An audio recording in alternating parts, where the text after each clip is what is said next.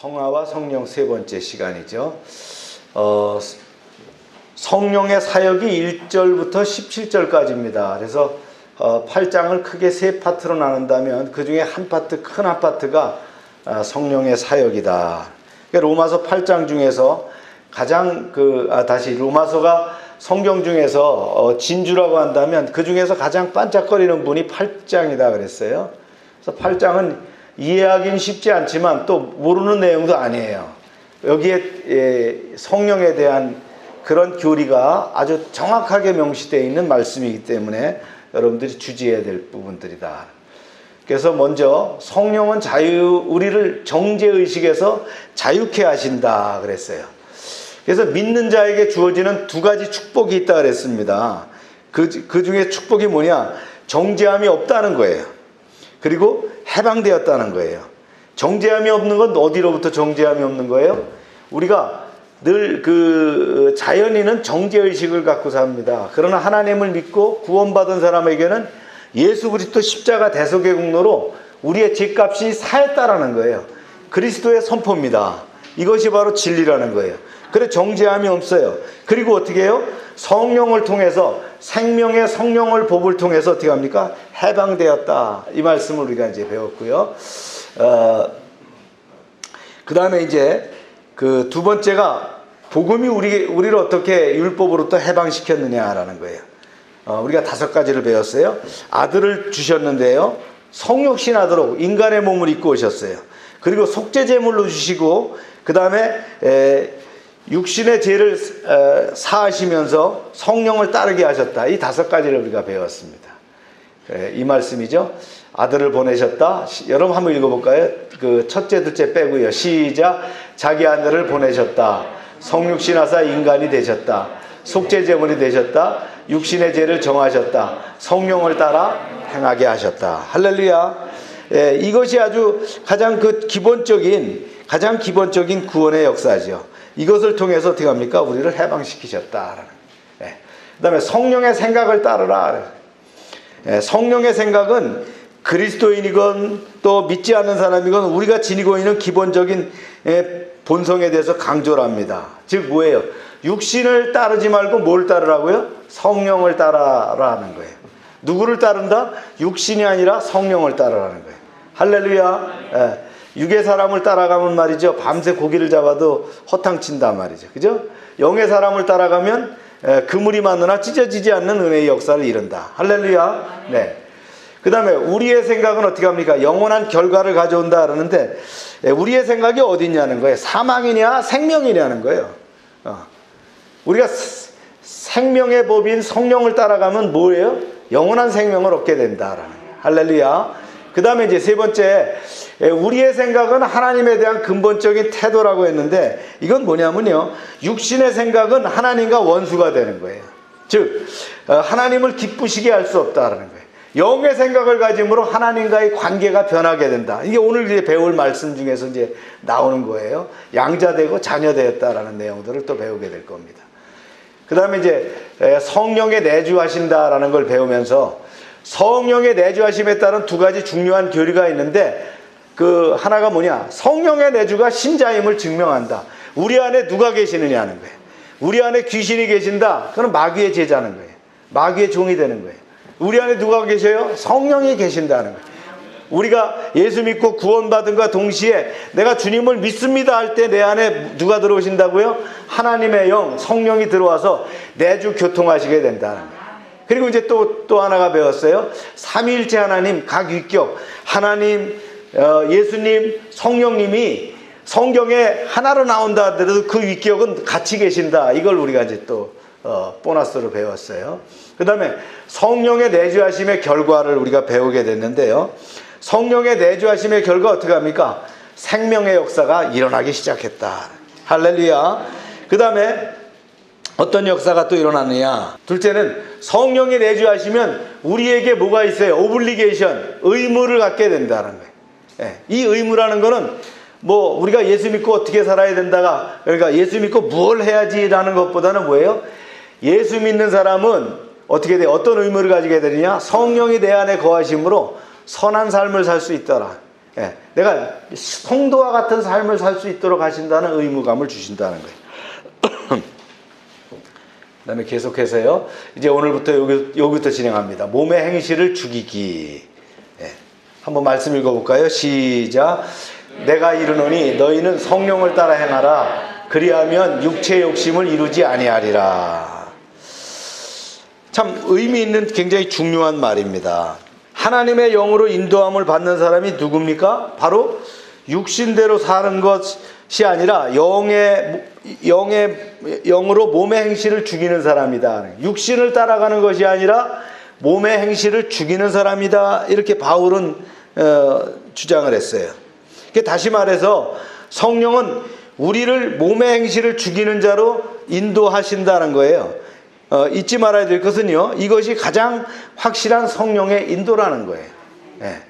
성령의 인도하시면 어떻게 해요? 내 몸의 행실을 죽인다. 그럼 몸의 행실은 도대체 뭐냐? 타락한 본성이라는 거예요.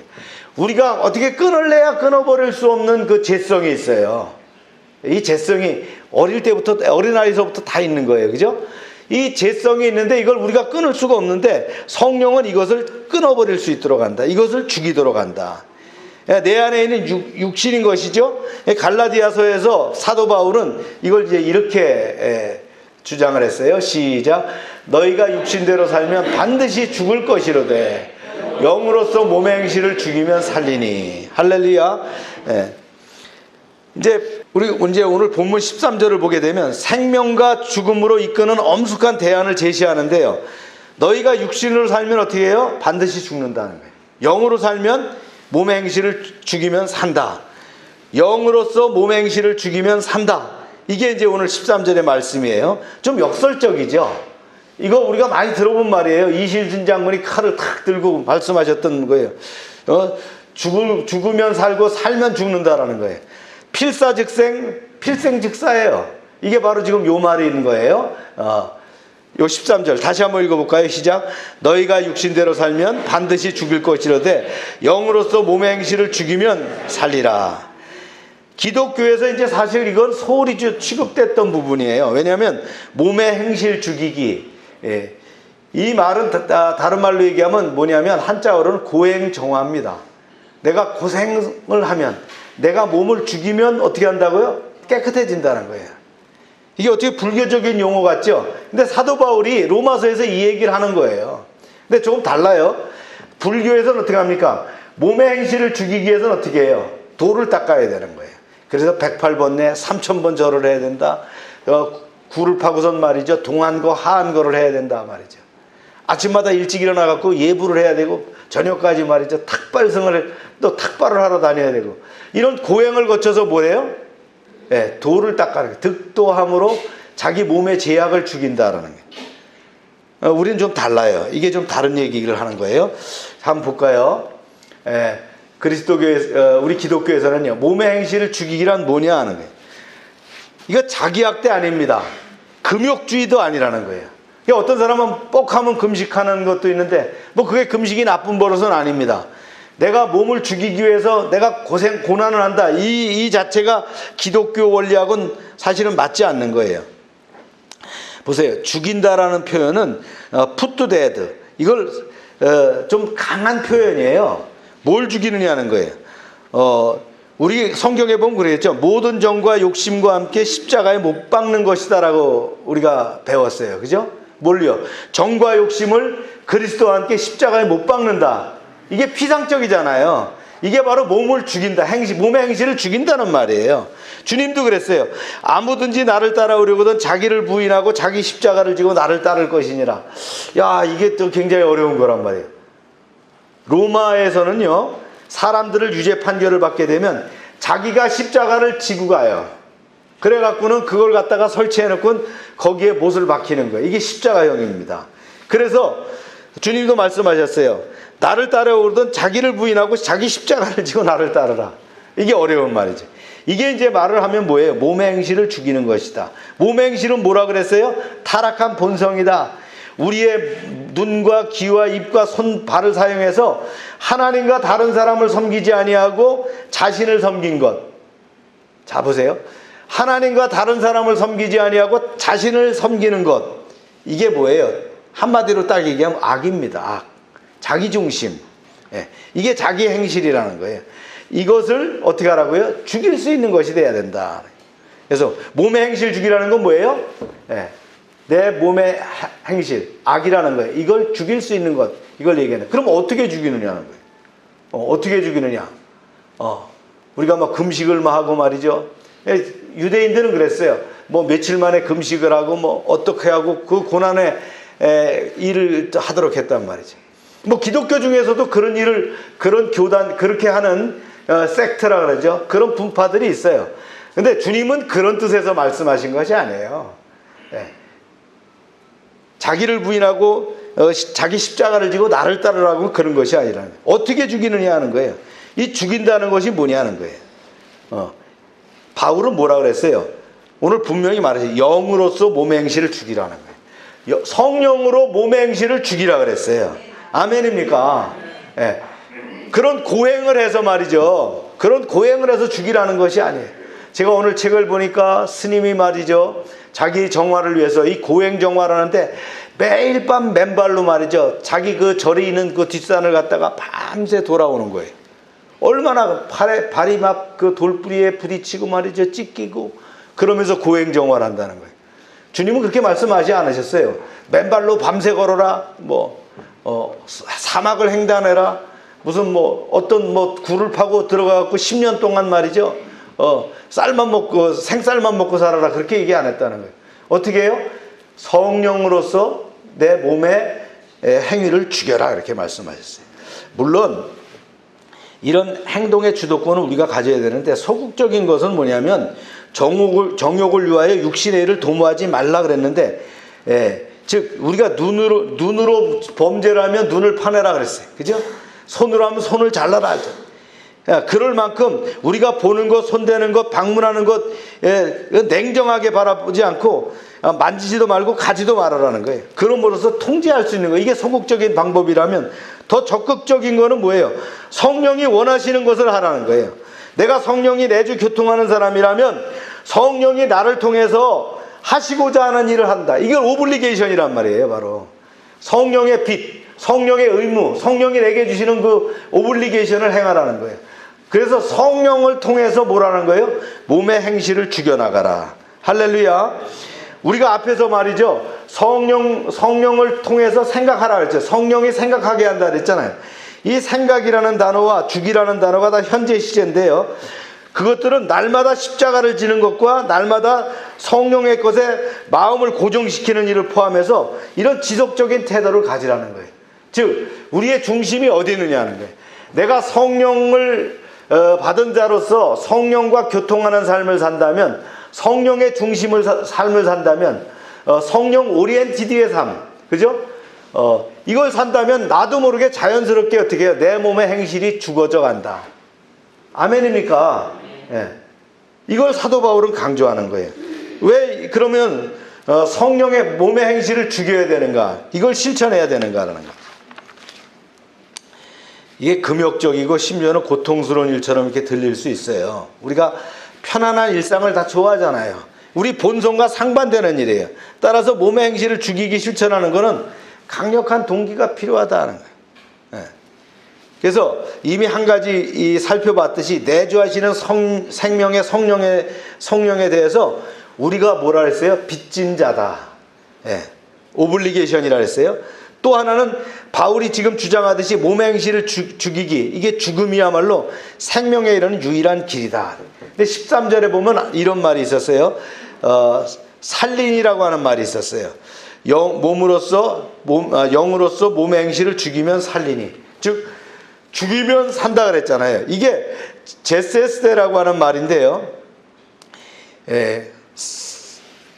오히려 이것을 우리가 처음에는 그렇게 볼 수 있죠. 아, 이거 좀 불편해. 이거 너무 억압하는 거 아니야. 그러지만 성령이 인도함에 따라서 성령과 동행하는 삶을 살다 보니까 어떻게 해요? 자연스럽게 그런 삶을 살더라는 거예요. 옛날에 우리가 배울 때 지난번에 뭐 어떤 얘기를 배웠어요? 한 여인이 시집을 갔는데 남편이 얼마나 지독한지 일과표를 적어놓고 아침 새벽부터 말이죠. 저녁까지 그랬단 말이죠. 그래서 어떻게 하나님께 기도한 거 아니에요? 남편 죽어달라고. 근데 남편이 진짜 죽었어요. 그래서 새 남편을 얻었는데 어떻게 해요? 그 남편은 너무나 편하게 말이죠. 위로해 주더라는 거예요. 여보 힘들지 않아? 그죠? 그런 격려를 하는데 어느 날 보니까 그 옛 남편이 말이죠. 적어줬던 일과표를 보고 깜짝 놀랐는데 자기가 지금 그런 삶을 살고 있더라는 거예요. 내가 성령 안에서 살다 보면 나도 모르게 어떻게 해요? 고행정화의 삶을 기쁨으로 감사함으로 살고 있더라는 거예요. 이게 성령 안에서 사는 삶이라는 거예요. 이걸 사도 바울이 강조하는 거예요. 그래서 뭘로 죽인다? 성령을 통해서 성령과 함께함으로 성령에 의해서 고행정화의 삶을 기쁨으로 살 수 있다. 이 얘기를 하는 거예요. 그래서 죽으면 산다. 제세스테 웰 라이브예요. 살 것이다. 이걸 말하는 거예요. 할렐루야. 여러분 말이 좀 이해가 될지 모르겠지만 이런 의미의 바로 사도 바울은 몸의 행실을 죽이기에 대해서 언급을 하고 있다라는. 그렇습니다. 몸의 행실을 죽이기는 복음의 핵심인데요. 이게 아주 급진적인 원리 가운데 하나인 것 같지만 그 로마서 6장에 따르면 어떻게 합니까? 우리는 그리스도와 함께 죄에 대해서 죽고 그렇게 죄의 행보를 치르는 것에 의해서만 제사함과 자유의 새로운 생명으로 다시 살아났다라는 거예요. 로마서 8장을 따르면 어떻게 합니까? 우리는 악한 행실을 죽임으로써만 하나님의 자녀로서 충만한 삶을 체험하게 된다라고 강조합니다. 그러므로 생명과 죽음 둘 다 다시 정의할 필요가 있어요. 세상이 생명이라고 부르는 것, 이게 사실은 방정입니다. 세상이 생명이라고 부르는 것에 따라가면 어떻게 해요? 결국은 하나님으로부터 소외되는 삶을 살더라. 이 소외는 사실상 뭐예요? 죽음이라는 거예요. 그러니까 세상 따라가면 좋은 것 같은데 결국은 죽음이더라는 거예요. 제가 어제 장경동 목사님의 그 설교를 우리 아내하고 이제 같이 들으면서 보니까 장경동 목사님 유행가를 얘기하는 거예요. 유행가가 얼마나 감미로운지 모른다는 거예요. 그래갖고는 막 불러 제끼는데 유행가 가사를 잘 보래요. 다 맺지 못할 사랑이요, 또 슬픔이요, 비운이요, 산장에 여인되는 거, 이런 얘기라는 거예요. 세상은 그렇습니다. 감미로운 것 같고 뭔가 말이죠, 뜻 있는 것 같고 의미 있는 것 같지만 세상을 따라가 보니까 결국은 하나님과 소외되는 죽음의 길로 가고 있더라는 거예요. 반면 우리가 인식하는 모든 악을 죽이는 것은 뭐예요? 세상 사람들에게는 탐탁지 않은 자기 포기 같지만 사실상은 진정한 생명의 길이더라는 거예요. 우리 인생 살아보니까 그렇지 않습니까? 우리가 신앙 안에서 살다 보면 좀 번거로운 것 같고 하지만 살다 보니까 어떻게 해요? 그것이 어떻게 돼요? 은혜가 넘치고 은혜에 은혜를 더하는 그런 삶으로 영위되어 가더라. 이게 바로 뭐예요? 사도 바울이 13절에서 얘기했던 몸의 행실 죽이기. 이걸 영어로 얘기하면 mortification이라고 합니다. 고행정화, 한자로 얘기하면. 우리가 모든 종교에서도 하지만 기독교에서는 이 몸을 죽이기를 뭘로 죽이라고요? 하나님의 성령을 통해서, 성령의 내주 교통함을 통해서 성령이 내게 주시는 그 오블리게이션, 그 빚, 의무감을 통해서 어떻게 하라고요? 자연스럽게 죽이며 승리할 수 있다라는 것을 사도 바울은 강조하고 있습니다. 할렐루야. 네. 이어서 이제 이게 성령의 사역 1절부터 17절까지 말씀이 바로 이런 내용이에요. 정죄의식에서부터 자유케 하고 성령의 생각을 따르고 성령이 내주하시고 성령이 증거하시는데 이제 성령의 증거로 넘어갑니다. 네 번째. 네. 성령에 대한 우리가 큰 두 가지 오해가 있어요. 우리가 성령을 모시고도 실제로 축복을 누리지 못하는 이유가 뭐냐? 그 중에 여러 가지가 있지만 가장 심각한 것은 오해입니다. 말짱 오해라는 거예요. 특별히 한국 교회에서는 다음과 같은 그 성령에 대한 커다란 오해가 있는데 그 한 가지가 뭐냐? 성령의 역사함이 물리적으로 나타난다, 이런 오해를 갖고 있다는 거예요. 즉 바로 눈에 보이는 현상, 또 성령이라고 하면 뜨거운 거, 방언하는 거, 병고침, 눈에 보이는 것을 자꾸 성령의 역사라고 오해한다라는 거예요. 그러나 이것은 성령의 역사의 일부분일 뿐이에요. 우리 스승님은 그랬어요. 방언으로 하고 막 이렇게 하니까 뭐 그게 대단한 거냐? 자동차 지나가면 먼지 나는 거나 똑같은데. 일부일 뿐이라는 거예요. 그게 뭐 전부는 아니라는 거예요. 성령은 영입니다. 우리 눈에 보이지 않아요. 그죠? 여러분, 보이지 않는 역사가 얼마나 많아요. 그렇죠? 우리 연서가 태어나갖고 말이죠, 저렇게 자라난 것도 다 뭐예요? 성령의 역사입니다. 축복이잖아요. 그죠? 우리 자녀들이 크고 성장하고 하는 거, 이거 다 축복이에요. 우리 삼남한상이 움직이는 것 전부 다 그렇잖아요. 여러분, 비가 그렇게 왔는데 정림동에 물이 잠겼는데 우리 집이 안 잠긴 것도 뭐였어? 은혜입니다. 그죠? 지켜주신 은혜라고요. 아멘입니까? 그래서 성령은 영이에요. 우리 눈에 보이지 않아요. 이런 것들이 더 많아요. 근데 우린 자꾸 뭔가 물리적으로만 생각하려고 한다는 거예요. 그래서 어떻게 해요? 무당한테 찾아갖고 무당이 작두를 타는 걸 보고 대단하다고 하는 거예요. 그건 서커스의 하나입니다. 귀신도 그런 역사가 있어요. 그러니까 그거 보고 대단한 거 아니에요. 그 다음에 돼지대가리를 칼에 꽂았는데 말이죠, 여기도 세우고 저기도 세우고, 야 대단하다, 저기 뭔가 있는가 보다. 뭔가 없어요. 돼지대가리만 세웠을 뿐이에요. 예. 그래서 그런 걸 가지고 굉장한 대단한 역사라고 이렇게 보지 말라는 거예요. 늘 성령이 내주 교통하시면, 내 안에 거하시면 늘 그 역사가 말이죠, 나를 통해서 분출되고 있고 계속되고 있다는 거예요. 하나님 영원한 나라까지 이루어지고 있다는 거예요. 아멘입니까? 그래서 우리가 이런 생각을 가는 건 무속적 생각을 가지고 있다라는 거예요. 성령의 역사는 물리적으로 나타나지 않을 때가 더 많다. 그래서 반드시 눈에 보여만 되는 것이 아니다. 그러나 성령의 역사는 계속되고 있다는 거예요. 할렐루야. 두 번째 오해는 뭐냐면요, 성령의 역사는 특별한 사람들에게만 나타난다.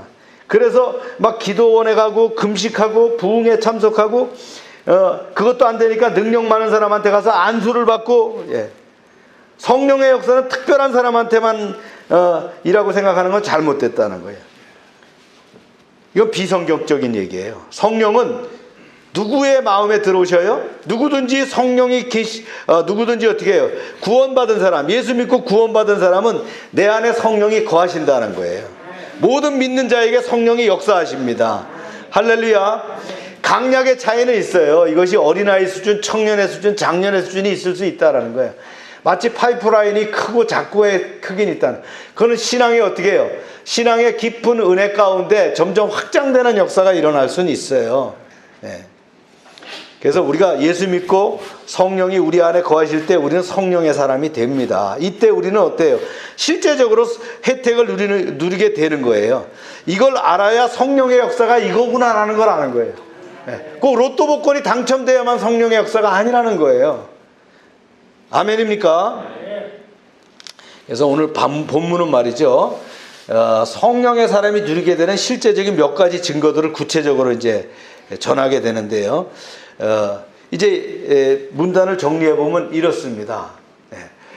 첫째는요, 성령은 우리를 거룩함으로 인도하시고요, 성령은 우리와 하나님의 관계를 두려움에서 친밀함으로 바꾸시고요, 그 다음에 성령은 우리가 하나님을 아빠 아버지라 부르시게 하신다는 거예요. 그리고 이제 한 가지는요, 우리와 그리스도와 함께 우리가 상속자가 되었다. 공동의 상속자가 되었다. 이게 첫 번째 말씀입니다. 성령은 우리를 거룩함으로 인도하신다. 말씀 읽어볼까요? 시작. 무릇 하나님의 영으로 인도함을 받는 사람은 곧 하나님의 아들이라. 성령은 실제적으로 인도하신다는 거예요. 날마다 우리를 인도하신다. 그래서 성령의 사람이 되면 자동적으로 어떻게 돼요? 거룩한 사람이 되죠. 근데 아쉽게도요, 성령의 사람이 됐다고 자동으로 거룩한 사람은 아니더라는 거예요. 우리는 육신의 사람이기 때문에, 육의 사람이라 보니까 여전히 뭐가 있어요? 우리에게 죄성이 있다라는 거예요. 타락한 본성이 있다라는 거예요. 그래서 많은 사람이 오해합니다. 예수 믿고 성령이 내 안에 들어오셨다고 하는데 왜 내가 자꾸 죄를 짓지? 예수 믿고 성령을 받았는데 왜 내게 자꾸 나쁜 욕심이 생기는 거야? 왜 내 마음대로 안 된다고 화가 날까? 왜 이성에 대해서 자꾸 눈이 돌아가게 되지? 나는 역시 성령 받지 않은 모양이야. 이게 오해입니다. 우리가 예수를 믿고 성령이 들어오셨어도 우리의 타락한 본성은, 그 타락한 본성의 욕구는 죽을 때까지 계속된다는 거예요. 그래서 우리는 죄에 끌리게 되어 있어요. 그러나 우리에게 놀라운 변화가 생겨요. 성령이 오시기 전에는 육신의 본능과 싸워서 대항할 힘조차 없었어요. 백전백패했어요. 그런데 성령이 내 안에 들어오게 되시니까 어떻게 합니까? 이 거룩한 성령이 내 안에서 거하시게 되니까 어떻게 돼요? 서서히 그런 육체적인 욕심을, 육신의 행위를 따라가는 것을 이기게 되더라는 거예요. 이게 바로 성화의 삶이라는 거예요. 아멘입니까? 네. 그래서 하나님의 영을 인도함을 받은 사람이 누구예요? 바로 육신대로 사는 것이 아니라 영으로 몸의 행실을 죽이는 것. 다시 말해 성령은 우리를 몸의 행실을 죽이는 자리로 인도하고 계신다는 거예요. 여러분 잊지 마십시오. 이것이 가장 확실한 성령의 인도라는 거예요. 서서히 어떻게 내가 변화된 삶을 살아가는 거예요. 그래서 내 안에 뭐가 있어요? 자연스럽게 성령의 9가지 열매가 맺어지는 거예요. 그래 예수 믿고 구원받은 사람이 오래 신앙생활 하다 보니까 얼굴이 바뀌었다. 이렇게. 은혜로운 사람으로 바뀌는. 얼굴만 바뀌는 거예요. 행위, 언행, 심사 다 바뀌는 거예요. 말하는 것도 바뀌고 다 바뀌는 거잖아요. 바울은 갈라디아서에서 이렇게 말했죠. 앞에서 한번 봤던 말씀이에요. 시작. 내가 이르노니 너희는 성령을 따라 행하라. 그리하면 육체의 욕심을 이루지 아니하니라. 우리가 몸의 행실을 죽일 수 있는 건 뭐라고요? 성령에 의지할 수밖에 없다는 거예요. 성령이 내주교통하시게 되면 나도 모르게 자연스럽게 점점 이제 옛날엔 100번 싸워도 100번 졌는데 99번 지고 98번 지고 나중에는 완전히 그냥 퍼펙트하게 이길 수 있는 그런 성령의 사람이 된다는 거예요. 할렐루야. 그것이 성화의 삶이다라는 거예요. 그러니까 사도 바울이 강조하는 게 뭐예요? 너희가 아무리 율법을 따라가고 말이죠. 육적으로 살라고 최선을 다하고 고행을 해봐도 소용이 없다. 그러나 뭐예요?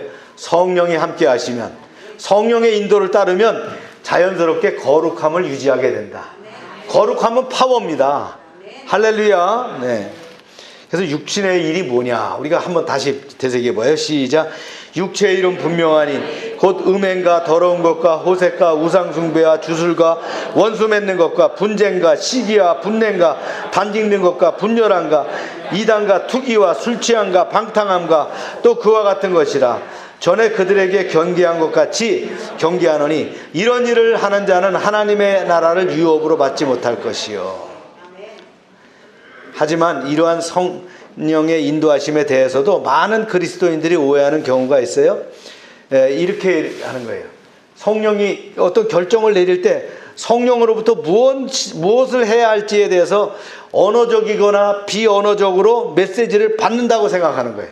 내가 성령의 사람이니까 내가 분명히 뭔가 할 때 기도하면 성령님이 즉각 답해 주실 거야. 그래서 제가 그랬죠. 먹을 것까지도 지시해 준다 이러는데 이건 사실은 조금은 오해가 될 수 있는 부분이 되는 거예요. 아시겠죠? 성령이 나와 함께 있으니까 그렇게 할 것이다. 물론 그럴 수도 있어요. 그리고 성령님이 급하시면요. 당신이 알아서 말씀하셔요. 하나님의 사람을 보호해야 되겠다. 그 길을 가면 안 된다. 그러면 하나님께서 천사를 보내든지 말씀으로 하시든지 어떤 말이죠. 자연을 변화시키든지 그걸 역사를 하시는 거예요. 여러분 성령 받은 사람이 성령님과 가까이 되면 그 친밀함이 가까워지면 어떻게 해요? 성령의 음성을 듣게 됩니다. 네. 내가 예수 믿고 구원 받으니까 난 성령 받으니까 무조건 얘기할 거야. 그러니까 안 들리니까 어디 가요? 얘기해주는 귀신한테 가는 거예요. 그럼 귀신이 얘기합니다. 꼭 귀신은 휘바람 소리를 샥 하고 내요. 그리고는 얘기하죠. 갑자기 애기 소리를 내면서 막 그것도 어떻게 해요? 꼭 반말로 해요. 존대도 안 해. 예. 아침에 니 어떻제? 그러면서 니 동쪽으로 가면 안 된다. 서쪽으로 가야 된다. 그러면서 지 얘기하는 거예요. 그런 거 따라가지 마세요. 내 안에 성령이 계시면 내 삶 가운데 자연스럽게 성령의 역사가 일어나고요. 내가 은혜를 간구하면 부르짖고 찾으면 주님은 내게 음성을 들릴 뿐만 아니라 그런 결정할 때마다 강력하게 역사하십니다. 네. 할렐루야. 네. 그래서 성령의 인도하심이 어떻게 나타나요? 믿는 우리는 내주 교통하신 가운데 살기 때문에 성령의 역사가 자연스럽게 나타난다. 저도 그래요. 어떤 결정이나 판단을 위해서 숙고할 때 육신의 마음이 일어날 때 기도하고 어떻게 해요? 성령께 의뢰하면 인도하심을 확신하게 된다. 어떨 땐 답으로 말씀한다는. 예. 제가 우리 연우 임신하는 것까지, 연우를 베는 것까지 말씀해 주시더라고요. 제가 계속 그랬거든요. 우리 딸이 계속 보채입니다. 연우가 언제 생길까요? 그랬더니 8월 딱 그러시더라고요. 예. 여러분 생각해 보세요. 이게 하나님의 역사는 우리 교통함에 있기 때문에 이 교통함 가운데 하나님은 그 무한한 능력을 갖고 계세요. 근데 굳이 얘기 안 하셔도요. 하나님의 사람은 어떻게 해요?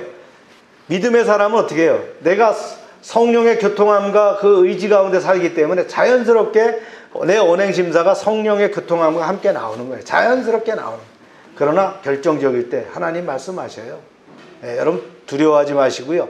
그런 거 부러워하실 필요도 없어요. 다 내게도 그런 능력의 역사가 있다. 아멘입니까? 네. 여러분 안에 계시는 성령님을 믿으시길 바랍니다. 네. 성령의 인도하심 어렵지 않다. 성령의 열매가 있죠. 이게 뭐예요? 사랑과 화평과 오래 참음과 자비와 양선과 충성과 은혜와 절제, 이것이 내 안에 있는 거예요. 성령이 계심으로 내가 말씀과 기도하는 가운데 이것이 드러나요. 이것이 외연되는 거예요. 그래서 어떻게 자연스럽게 관계성이 열리는 거예요. 성령은 우리를 날마다 거룩한 성화의 자리로 인도하신다는 거예요. 우리 마음에 있는 육신의 열매가 아닌 성령의 은사가 하늘의 거룩함으로 매일매일 인도한다는 걸 확신하시는 여러분 되시길 바랍니다. 그 다음에 이제 두 번째는요, 성령님은 우리와 하나님의 관계를 두려움에서 친밀함으로 바꾼다. 한번 읽어볼까요? 시작. 너희는 다시 무서워하는 종의 영을 받지 말고 아니하고 양자의 영을 받았으므로 그랬어요. 성령이 우리 안에 오셔서 우리가 누리는 또 다른 축복이 뭐냐? 성령은 우리를 하나님과 친밀하게 하신다는 거예요. 사도 바울은 다시 한번 우리가 죄와 사망의 법에서 해방되었음을 상기시키는데 무서워하는 종의 영을 받지 아니하고 그랬어요. 예. 믿는 자들이 이제 더는 수많은 조항을 만들어 놓고 지킬 수 없는 것들을 명령하는 주인을 섬기지 않아도 된다는 거예요. 종이 아니라는 거예요. 이제 해방자, 자유자라는 거예요. 할렐루야. 그래서 우리는 생명의 성령의 법으로 율법에서 완전히 해방되었습니다. 아멘입니까? 그 이유는 뭐예요? 하나님이 우리를 사셨기 때문이라는 거예요. 어떻게 사셨어요? 그 대가가 뭐예요? 예수님의 죽음이죠. 그 십자가 죽음입니다. 또한 그분이 사셨기 때문에 그분에게 당연히 우리를 종으로 삼을 권리가 있어요. 하지만 그분은 종에 매인 의문의 증서를 찢어버렸다는 거예요. 종의 계약서를 찢어버리고요, 새로운 계약서를 우리한테 내밀었는데 놀랍게도 거긴 뭐냐? 종의 문서가 아니라 뭐라고요? 자녀의 계약서더라고요. 자녀라고 하는 증명서더라는 거예요. 뭐 자녀가 계약서가 있겠어요? 자녀라는 증명서. 그런 이 아이덴티피케이션을 우리한테 주더라는 거예요. 그래서 하나님은 우리를 어떻게 해요? 자녀로 입적시키셨다. 이거 성경에서 오늘 뭐라고 했어요? 양자의 영을 받았다라는 거예요. 이 서신이 최초로 로마 사람들에게 전달될 때 입양 문화가 있었어요. 어떤 입양 문화는, 당시 사람들은요, 꼭 마음에 드는 사람, 괜찮은 사람이 있으면 그 사람을 자기 오적에 올리는 거예요. 양자를 삼는 거예요. 그래서 모든 권한을 그 사람한테 물려주는 거예요. 우리나라처럼 친아들에게만 물려주는 것이 아니라 아들보다 오히려 자신의 명예 권세를 또 재산을 지킬 수 있는 그런 뛰어난 사람에게 물려줬다라는 거예요. 아시겠어요? 이게 로마 문화였단 말이죠. 여러분 베너를 보셨죠? 네, 베너 안 보신 분은 없죠. 노예로 팔려가던 도중에 그 바다에서 말이죠, 전투가 벌어졌어요. 거기서 이제 장군이 말이죠, 그 총지휘하던 장군이 물에 빠져 죽게 되는 것을 베너가 건져주죠. 네. 그런데 이제 지원군이 와가지고 대파함으로써 승리를 하게 되는 거예요. 장군이 죽었으면 끝이에요. 근데 이 베너를 통해서 살게 되면 어떻게 합니까? 승리의 개선 행군을 할 수 있는 사람이 됐다는 거예요. 그래 어떻게 합니까? 인장 반지를 빼주죠. 양자를 삼았어요. 그래서 인장 반지를 끼고 다시 이제 예루살렘으로 돌아오게 돼, 이스라엘로 돌아오게 돼 갖고 자기 동생들을 찾는, 그죠? 그런 은혜의 역사가 이루어지는 사건을 봤다. 이게 반전입니다. 이 당시 입양 문화라는 거예요. 그 당시 사람들은 입양에 대해서 참 잘 알았어요. 왜냐하면 우리가 잘 아는 누가 있어요. 로마를 건국한 율리우스 케자르가 있는데, 이 케이사르가 누구를 아우구스투스라고 하는 이 왕을 어떻게 해요? 양자를 삼았단 말이에요. 그래서 그때는 양자라는 문화를 잘 알기 때문에 사도 바울이 이렇게 쓴 거예요. 어떻게 해요? 종의 영을 받지 아니하고 양자의 영을 받았다. 이게 베너가 종으로 팔려가던 자 아니에요. 그런데 인장반지를 받음으로 양자가 됨으로 말이죠. 그 장군의, 그 가문의 말이죠. 귀족 가문의 양자, 아들이 됐다는 거예요. 할렐루야. 이게 바로 양자라는 의미입니다. 이해가십니까?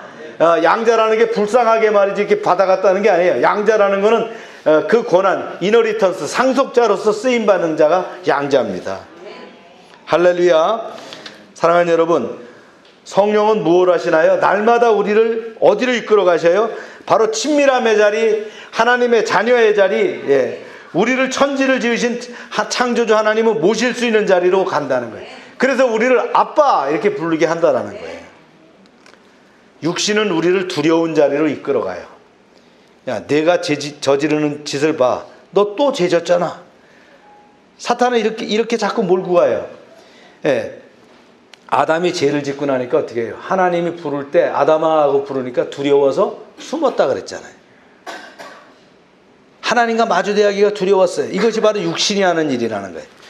그러니까 육신을 바라보면 우리 중에 누가 하나님을 두려워하지 않고 숨지 않을 사람이 있겠어요? 우리 가운데 누가 하나님 앞에 뛰어나가서 아빠하고 외치고 안길 사람이 있겠느냐 말이에요. 육신으로는 아니라는 거예요. 이렇게 행위로는 하나님과 친밀해질 수가 없다. 그러나 우리 안에 성령이 계심으로 우리는 축복을 받았어요. 성령은 날마다 우리를 이끌어갑니다. 우리가 죄를 지음에도 성령은 우리를 자녀의 자리로 이끄시고요. 그건 두려움의 자리가 아니에요. 하나님이 우리를 올바로 나아가기 위해서 책망하실 때도 어떻게 합니까? 성령은 우리를 숨는 자리가 아니라 친밀함의 자리로 인도하신다는 거예요. 그래서 하나님의 형벌이 두려워서 도망가는 것이 아니라 마치 말이죠, 어린아이가 부모님이 혼낼 때 어떻게 합니까? 그 품에 뛰어드는 것처럼 성령은 바로 그런 일을 하신다라는 거예요. 할렐루야. 이것이 성령이 주시는 자유다는 거예요. 그래서 하나님이 왜 징계를 하시느냐? 하나님의 해처리는 아프고 매서워요. 그러나 성령은 우리 안에 계셔서요, 우리가 하나님 앞에서 매를 맞는 순간에도 우리를 자녀의 자리로 인도하신다는 거예요. 맞으면서도 아빠, 아버지라고 부를 수 있는 거예요. 이것이 바로 성령이 하시는 일이다. 이것이 우리가 누리는 축복입니다. 이제 세 번째는요, 성령은 우리가 기도할 때 하나님을 아빠, 아버지로 부른다 그랬죠. 말씀 읽어볼까요? 시작. 우리가 아빠, 아버지라 부르짖느니라 성령이 친히 우리의 영과 더불어 우리가 하나님의 자녀인 것을 증언하시나니 그랬어요. 아버지에 해당하는 아람어와 헬라어가 나란히 있어요. 아빠, 이거는 아람어예요. 그래서 아버지는 헬라어고요. 그래서 이게 이제 예수님 당시로 올라가 보면 이제 이걸 요아킴 에레미야스라는 사람이 연구해 봤더니, 유대 고대 문헌을 연구해 봤더니 예수님 시대에도 하나님을 아빠, 아버지라 부른 경우는 없었어요.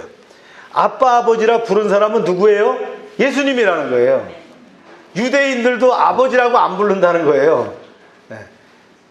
무슨 말씀인지 아시겠죠? 예수님은 아버지기 때문에 불렀잖아요. 아버지라 불렀다는 거예요.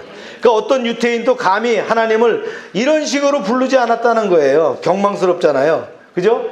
그런데 어떻게 해요? 우리는 예수님은 아들이기 때문에 아빠, 아버지라고 부르셨다는 거죠.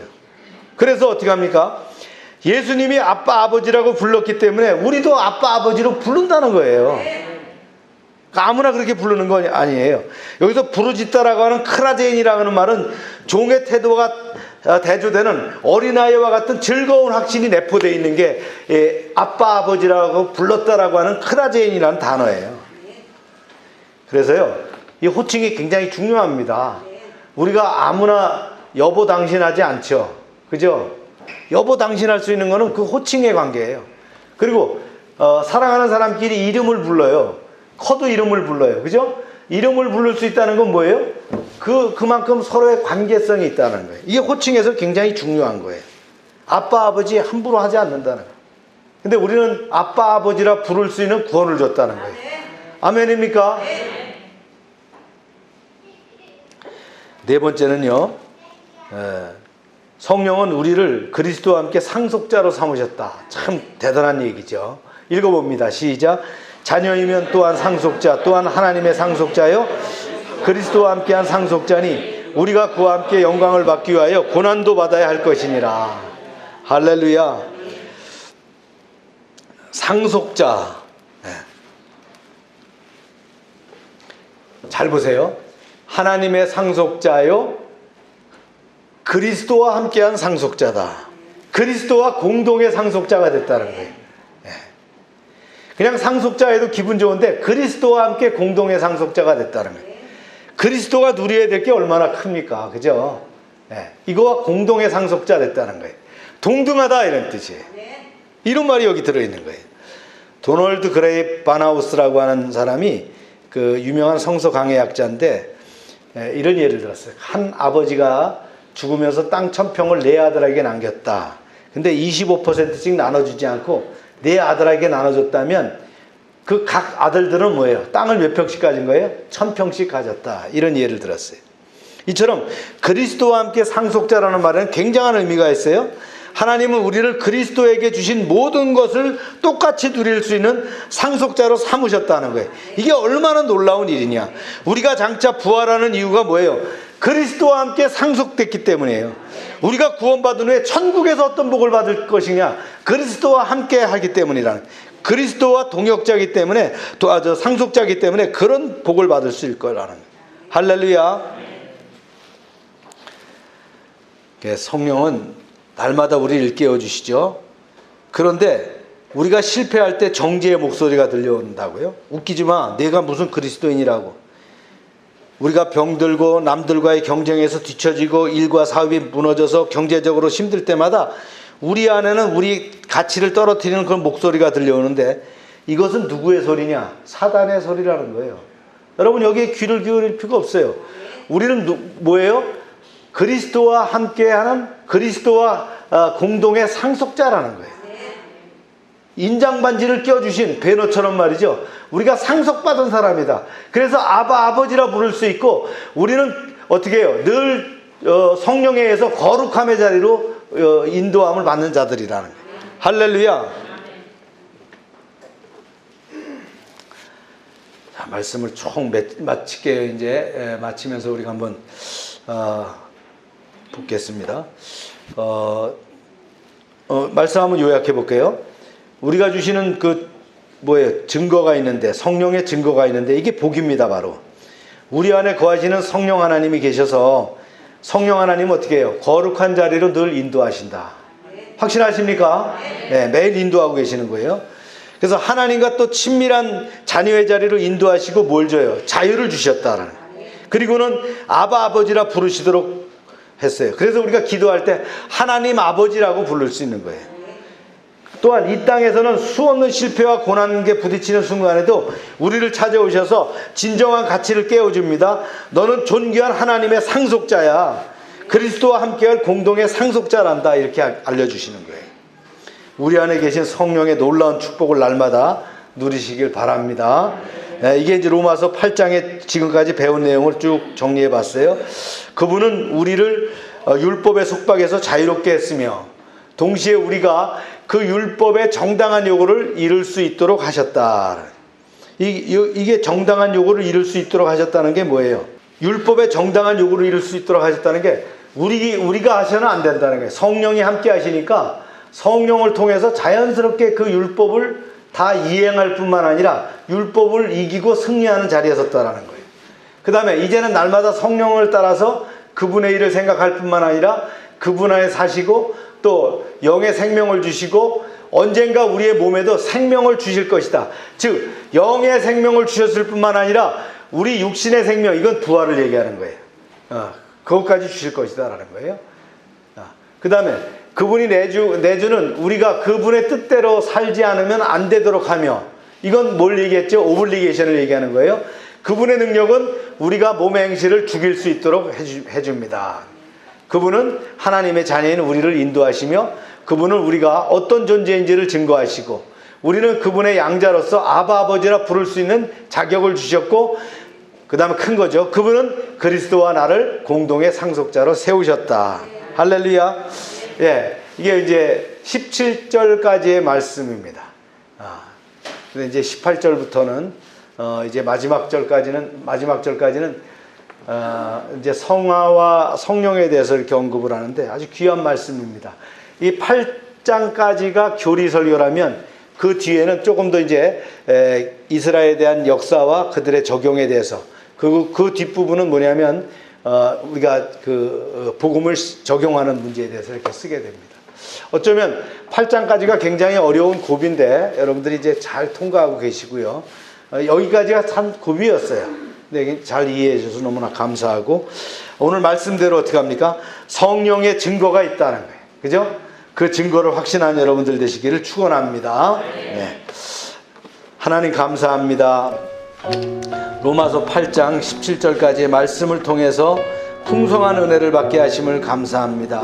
성령의 증거하심의 증거를 배웠습니다. 확신하는 삶을 살게 하여 주시옵소서. 늘 성령의 인도하심을 확신하며 승리하게 하여 주시옵소서.